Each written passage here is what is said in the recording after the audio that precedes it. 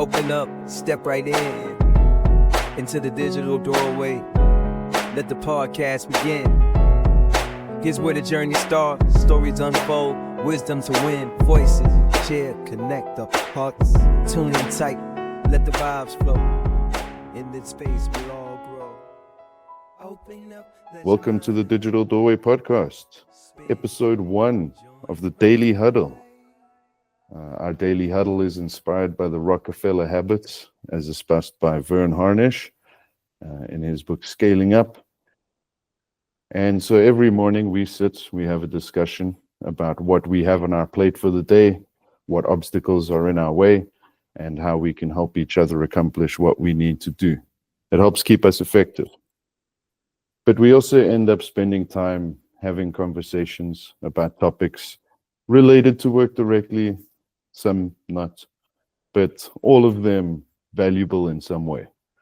And so we decided that we were going to record these and share them, and hopefully people out there can get some value from what we find quite valuable. Okay, so one thing we often discuss in Digital Doorway is what you're reading. Everybody has a book that they're busy going through. And I recently picked up The 7 Habits of Highly Effective People by Stephen R. Covey. Now, this is the second time I'm reading the book, but it has been a few years since I read it the first time. And like anything in life, when we return to it and we have changed, we can see the thing itself in a different light, and we see things differently. And so I wanted to speak about that itself, perception. I'm going to just start reading from the intro inside out. As I researched and prepared these presentations, I became particularly interested in how perceptions are formed, how they govern the way we see, and how the way we see governs how we behave. We must look at the lens through which we see the world, as well as the world we see, and that the lens itself shapes how we interpret the world. If we wanted to change the situation, we first had to change ourselves. And to change ourselves effectively, we first had to change our perceptions. So I think what this highlights is that our perceptions shape our reality because they affect our behavior. If you want to change the world, change the way you look at the world.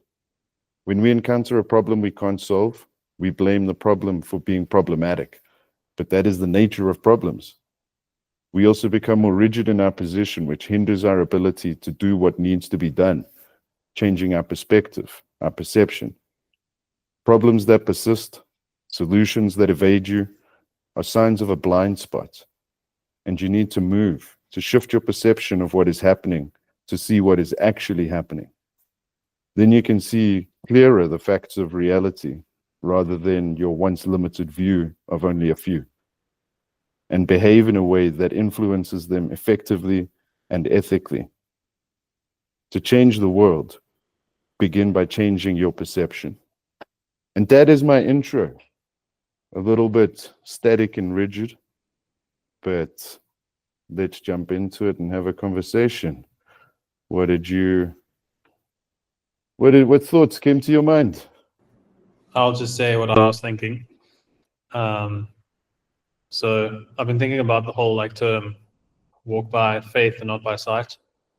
And it's kind of relevant because when you walk by sight, you are constantly, your perception is controlled by what's happening around you. So you could have a really confident streak for a couple months where things are going well, and that allows you to have a good perception of the world. But as soon as something drastic happens, or someone says something, or you can receive criticism, your whole perception can change, and you can write off, for example, a whole project you've been working on. For sure.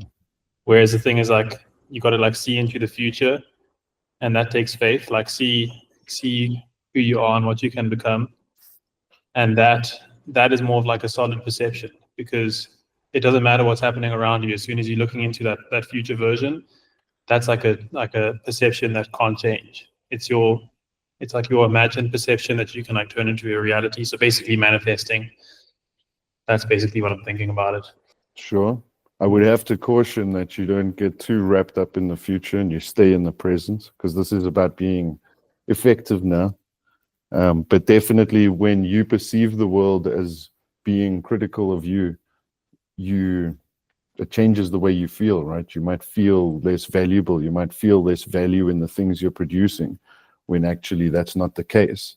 But your perception makes it the case, because you're still feeling bad about yourself. You don't feel as good about the work you were doing because of how you're perceiving the situation. But if you change your perception of the situation, like you feel good about it, now suddenly you know that your work is valuable and you believe in yourself.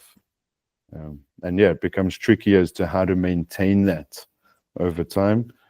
But I think it's a useful tool to recognize the role that perception plays. Exactly. OP, Prince, what do you guys think?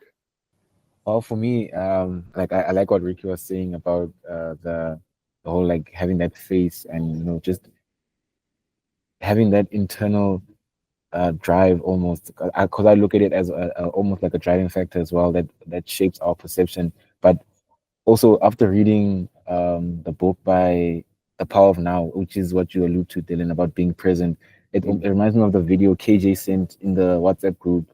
I think where that person kept screaming, "Fired up, ready to go." I think that also screams a whole lot about perception and like talking about that if you want to like change the way you view things, it all starts with you and what you want to do in that moment. So I mean, something could be happening, like things could be happening in your life, but having that choice or choosing to rather be fired up or whatever the case might be, it's a choice that we have to make. And I think that choice can shape a whole lot of what goes on around us, from having a good day to having or a bad day, or perceiving things to be bad, even though, as you know, as I forgot who it was at the Suits and Sneakers event who said we should look at things rather as opportunities, to for something better or greater than what we imagined it to be. So yeah, I like that, and I think combining yours and Ricky's ideas is, yeah, it's kind of my favorite thing to do at the moment, to look ahead but also be aware of where you are now, and yeah, just be fired up and ready to go. For sure. That's a good example, OP. And that video, we'll share a link to it in the article that comes from this podcast.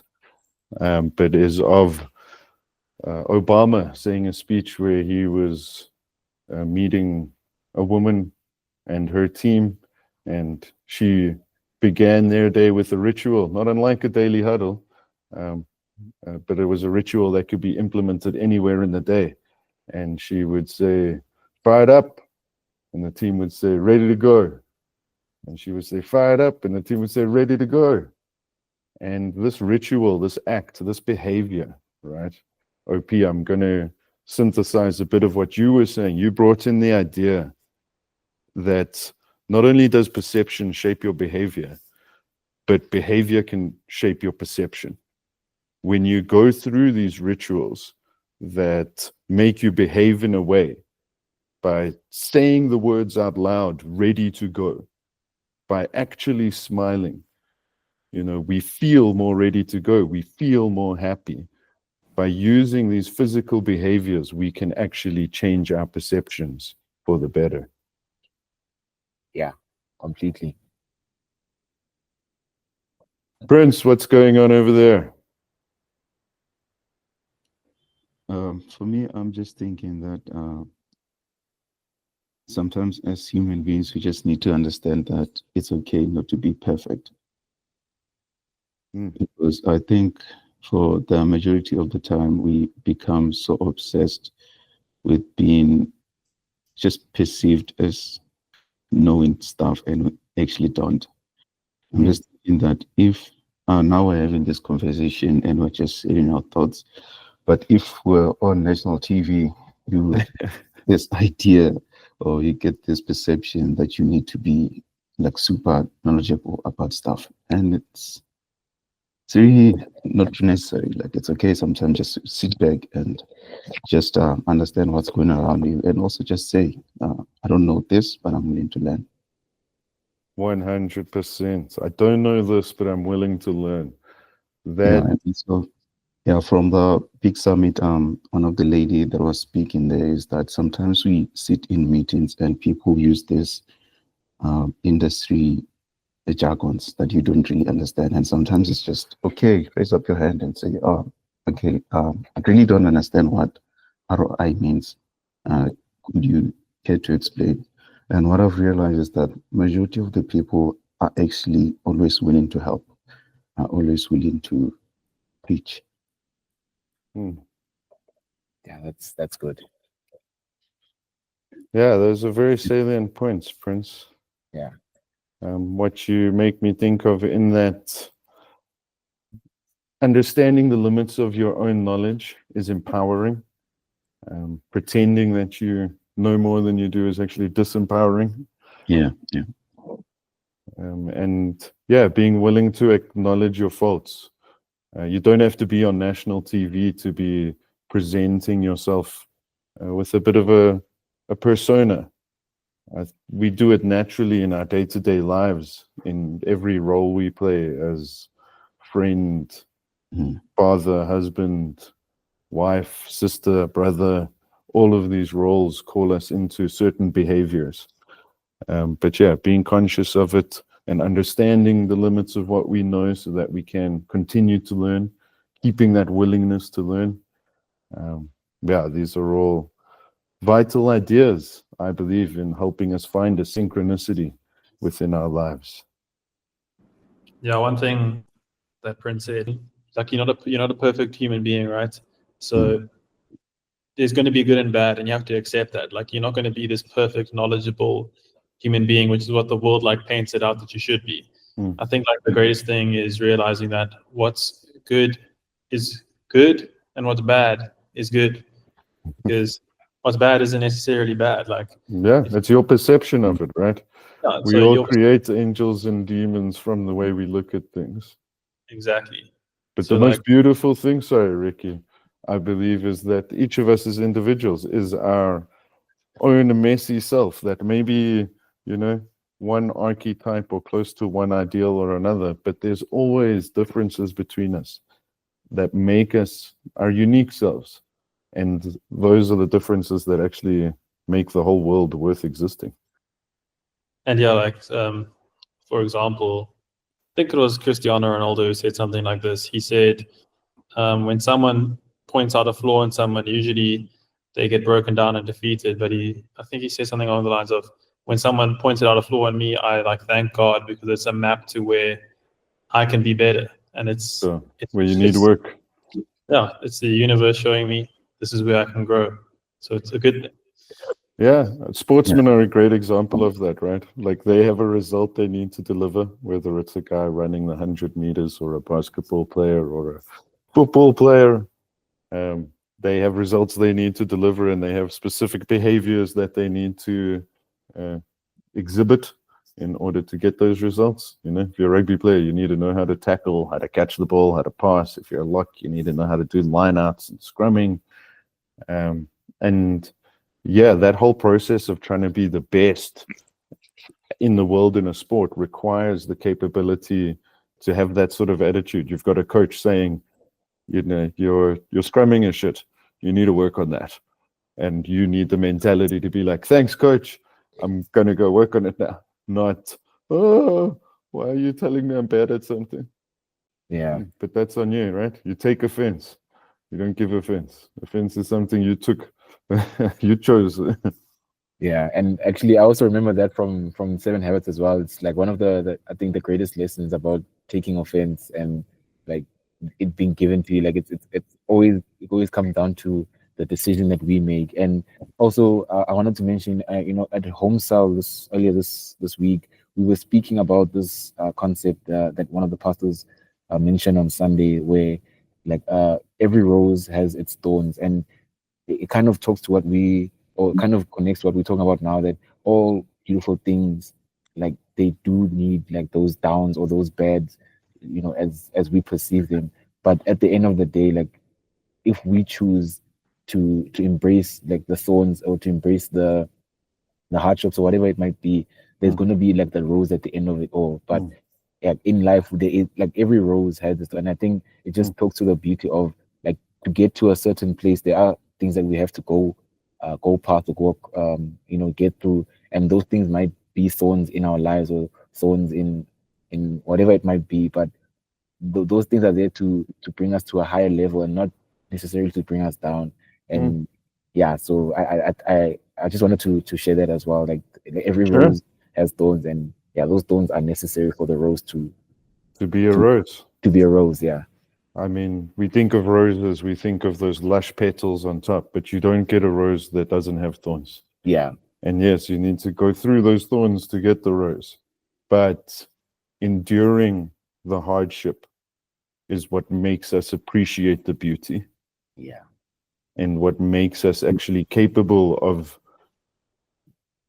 nourishing that beauty and helping it to thrive and not dimming it because we're too busy perceiving and looking at only thorns, not recognizing them as part of the rose that is our life.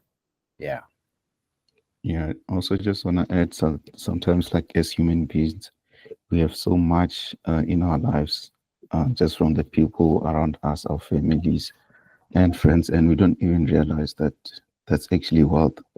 And sometimes it takes you seeing someone that you love maybe being sick, and you actually get to realize that I've been blessed and I didn't even realize. And this person that I love could actually live, and yeah, that's an eye opener. It's powerful. It's very powerful. Yeah, just goes to show you that what you actually value in this life has actually been in front of you. But sometimes we get fixated with achieving, like, I want to mention, I want that. And what is actually with you every day. Yeah, 100% true wealth. Yeah. Yeah. I think in business, it's easy to get blinded in the pursuit of profits, which are often in the form of money. And so it seems like money is the goal and money is the value. But if we go back to economics 101, money is a store of value. Money is just paper. But we've all decided as a society to agree that 10 Rand is worth 10 Rand's worth of stuff, that $100 can get you $100 worth of stuff. But the $100 itself has no intrinsic value. What actually is valuable is the thing you use that money for, the groceries you buy to feed your loved ones, the gifts you give to the people who matter to show them your appreciation. That's the true value. And yes, we can often lose sight of that value in the pursuit of what needs to be done for a business to run. Growth sucks cash. You need to manage cash flow. Money is an important feature of business, but it is not the point. And so it should not be the point of our lives either. And thank you for sharing that, Prince. That was really powerful. And I understand. Yeah, I can feel in my heart even how much wealth there is that we don't recognize because we're on the pursuit of it all the time, when actually it's been with us the whole time. Spin, join the ride.